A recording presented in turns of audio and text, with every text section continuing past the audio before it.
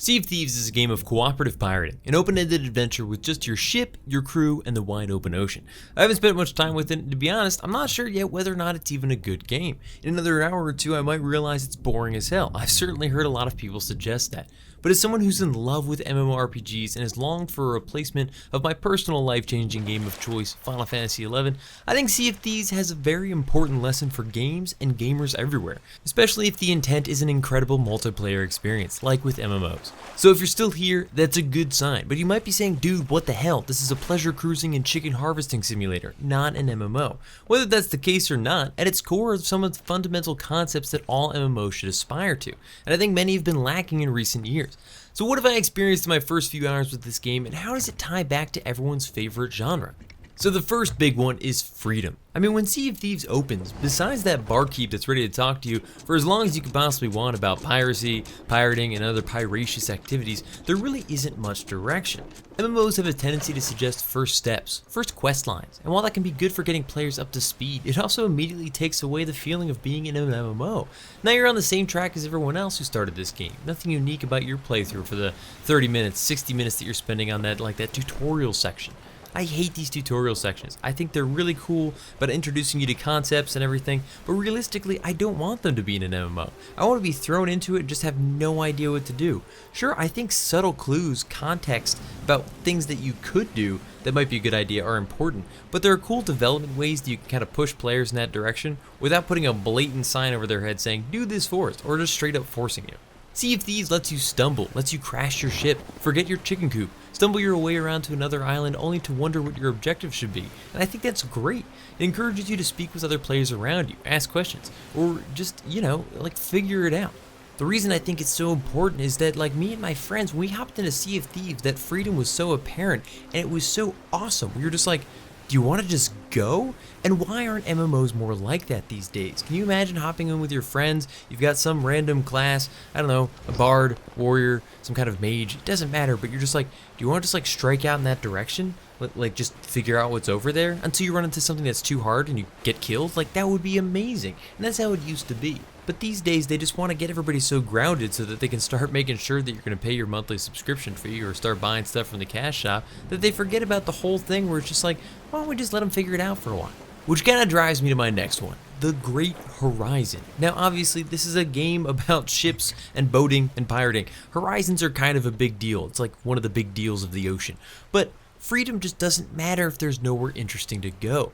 If you see a distant island, shipwrecks, valuable and dangerous areas, you can go there. You can seek these things out. You know that they're out there somewhere. I made a joke through my first couple of hours with this that I've never seen telescopes handled better than they are in Sea of Thieves. You pop it up, there's no loading, it seems very seamless, it seems naturally like, using a freaking telescope, but you can look at anything, get a little more detail, you can see chickens off on distant islands and be like, look, that's the island that has our chickens. I used to be the first one to argue that I don't think zones are a big deal in MMOs, but I have to say, this whole open world concept that if you can see it, you can go to it, is really cool in a multiplayer experience. And not just with positive things that you're excited about going to, but threats too. You can see rolling storms approaching from way off in the distance. You can see floating skulls in the sky that, floating skulls are never a good thing. It's probably something dangerous, but that's just awesome. There's a hidden world right beneath the surface with sunken treasure, reefs, dangerous sharks, and what's great about Sea of Thieves is regardless of how shallow it might be, shallow, it initially gives you that illusion that there's so much more out there that you have yet to see. And MMOs these days, I feel like within a few minutes you're like, nah, I've pretty much seen what this game has to offer.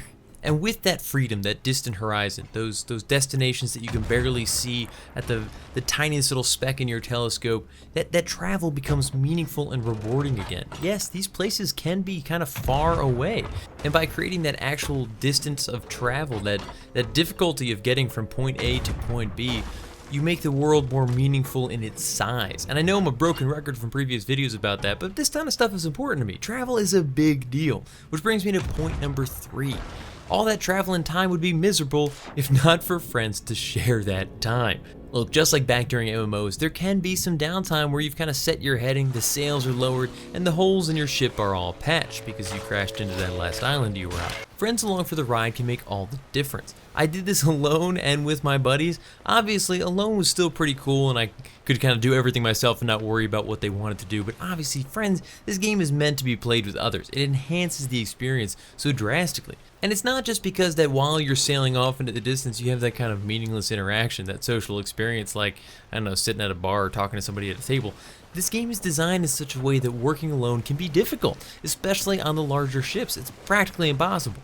Having others to handle the sails, steering, anchor, lookout is crucial to efficient pirating. While many MMOs these days offer opportunities to work together, through dungeons or group setup content, there isn't really much incentive to.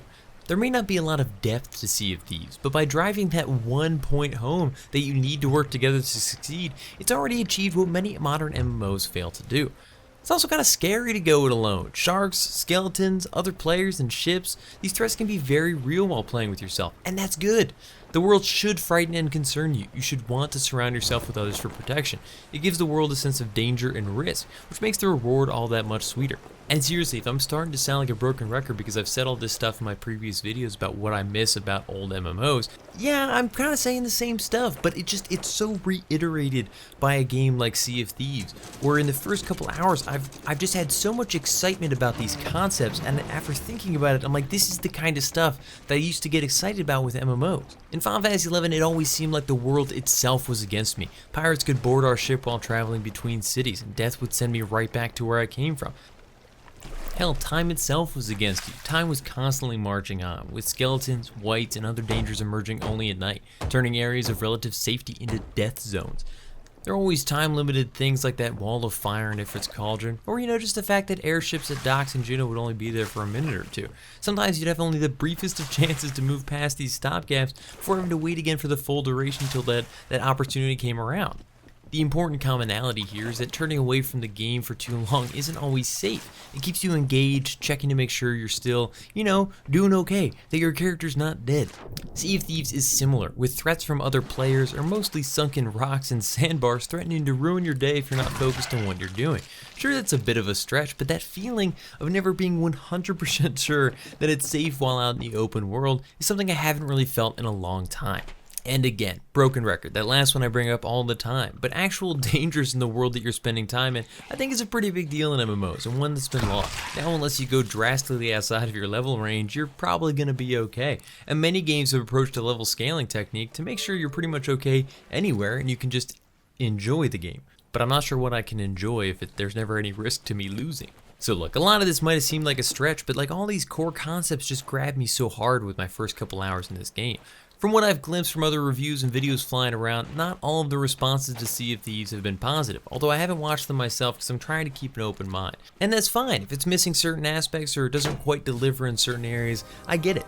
But there's definitely an initial interest, a broad desire from a number of players to have this experience. You've seen all the hype surrounding this game. People are very excited by what it's promising. Whether or not it actually delivers on that really isn't the point for me.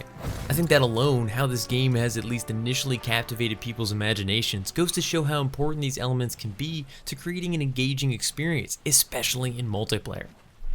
But guys, I want to hear your thoughts. Am I totally off base, grasping at straws to try and draw some comparisons between a new release and my favorite game? Or do you agree that some of these elements are sorely missing from MMOs? Have you been playing Sea of Thieves? Are the rumors true that it's a bit lacking as you get deeper? Or is it a gem that's worth paying for on release? Let me know in the comments and check back for more videos on new releases, Final Fantasy XI, and MMOs in general. I love talking about this stuff, especially all three when it's possible. So more to come soon. Otherwise, I will see you guys all in the next one. Peace. As always, guys, thanks for watching. If you haven't already, you should totally think about subscribing. I've got videos coming out twice a week, and if you like this one, there's at least a chance you like some of the others that are very similar to this, so live dangerously.